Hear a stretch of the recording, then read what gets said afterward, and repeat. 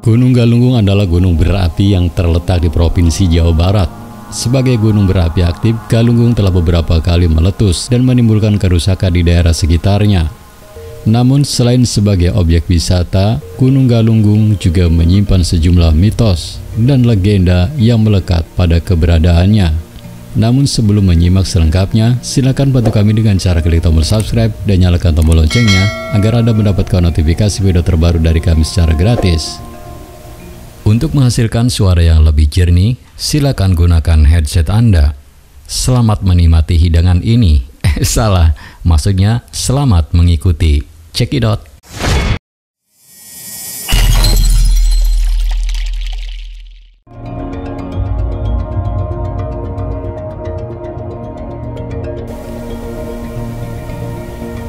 Batur sedulur sekampung. Menurut mitos yang berkembang, Gunung Galunggung adalah hasil dari pertarungan antara dua raksasa, yaitu Joko Lelono dan Joko Linglung. Dalam pertarungan itu, Joko Lelono berhasil mengalahkan Joko Linglung dan membuatnya terhempas ke tanah. Ketika terhempas, Joko Linglung membentuk sebuah gunung yang kemudian dikenal sebagai Gunung Galunggung sekarang ini. Mitos yang kedua adalah tentang kematian Ratu Galuh.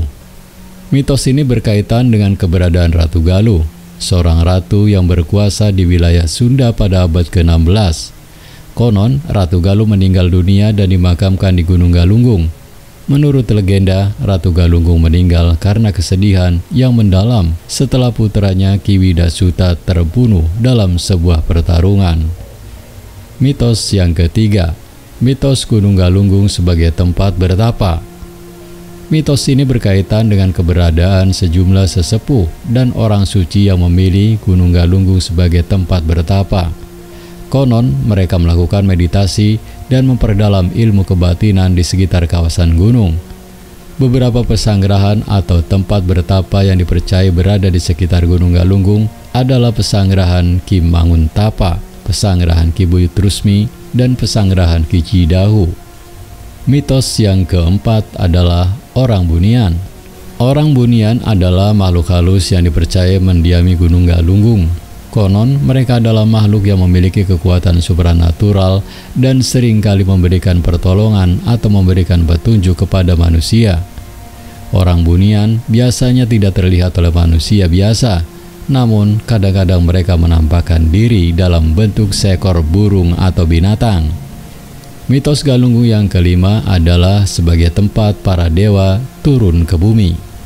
Mitos ini berkaitan dengan keberadaan sebuah tempat suci di kawasan Gunung Galunggung yang dikenal sebagai Suro Soan.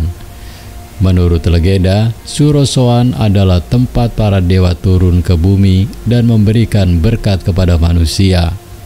Suro Soan dipercayai sebagai tempat yang suci dan keramat, sehingga banyak orang yang datang ke tempat ini untuk berdoa dan meminta berkat. Mitos yang keenam adalah pesugihan di Gunung Galunggung. Selain mitos-mitos yang berkaitan dengan makhluk halus dan sejarah Gunung Galunggung, ada pula mitos yang berkaitan dengan pesugihan atau ritual untuk memperoleh kekayaan dengan cara yang dianggap mistis. Konon, di Gunung Galunggung terdapat tempat yang keramat yang diyakini memiliki energi magis yang kuat, sehingga banyak orang yang melakukan ritual pesugihan di tempat tersebut. Namun mitos pesugihan ini tidak direkomendasikan oleh para ahli dan dipandang sebagai praktik yang tidak etis serta bertentangan dengan nilai-nilai agama dan moral. Mitos yang ketujuh, mitos gaib di jalur Pantura. Selain mitos yang berkaitan langsung dengan Gunung Galunggung, ada juga mitos yang berkaitan dengan jalur Pantura atau jalan pantai utara yang melewati wilayah Gunung Galunggung. Konon, jalur ini seringkali diganggu oleh makhluk halus yang mengganggu pengemudi yang melintas.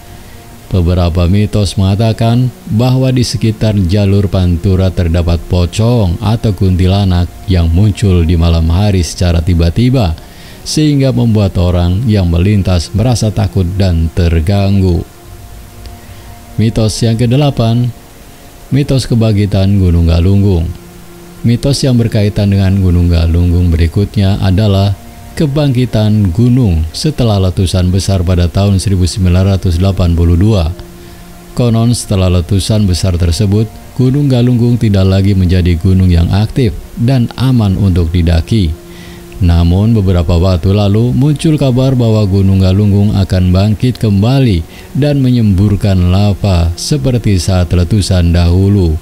Mitos ini masih dipercayai oleh sebagian masyarakat setempat meskipun belum memiliki dasar ilmiah yang kuat. Mitos yang ke-9, mitos Roro Jonggrang. Roro Jonggrang adalah tokoh legendaris dalam mitologi Jawa yang juga terkait dengan Gunung Galunggung. Menurut mitos, Roro Jonggrang adalah putri dari Raja Baka yang sangat cantik. Suatu ketika Prabu Bandung Bondowoso jatuh cinta pada Roro Jonggrang dan meminta Raja Baka untuk memberikannya sebagai istri. Namun Roro Jonggrang menolak lamaran tersebut karena merasa Prabu Bandung Bondowoso telah membunuh ayahnya. Prabu Bandung Bondowoso kemudian membalas dengan mengutus pasukan untuk menyerang kerajaan Raja Baka. Roro Jonggrang pun mencari cara agar Prabu Bandung Bondowoso tidak berhasil menaklukkan kerajaannya. Dia meminta seluruh rakyat kerajaannya untuk membuat suara gaduh dan meracik nasi dengan cara yang sangat cepat sehingga membentuklah gunung yang dinamai Gunung Galunggung. Prabu Bandung Bondowoso terkejut dan membatalkan serangan pasukannya. Mitos-mitos yang berkembang di sekitar Gunung Galunggung memberikan nuansa mistis dan magis pada keberadaan gunung berapi tersebut. Meskipun tidak semua mitos tersebut dapat dipercaya atau dijelaskan secara rasional, namun mitos-mitos tersebut menjadi bagian dari warisan budaya yang harus dilestarikan dan dijaga. Mitos-mitos tersebut masih dipercayai oleh sebagian masyarakat sekitar Gunung Galunggung dan menjadi bagian dari tradisi budaya yang diwariskan dari generasi ke generasi. Batur sedulur sekampung, demikian tentang mitos Gunung Galunggung. Saya yakin Anda memiliki pendapat yang berbeda, oleh karena itu jika ada perbedaan atau ingin melengkapi, silakan tulis di kolom komentar dengan bijak. Terima kasih telah menyimak video ini sampai selesai. Jangan lupa bantu kami dengan cara klik tombol subscribe, like, komen, dan share sebanyak-banyaknya. Ingat, tetap penduluran aja pada tukaran. Wassalamualaikum warahmatullahi wabarakatuh.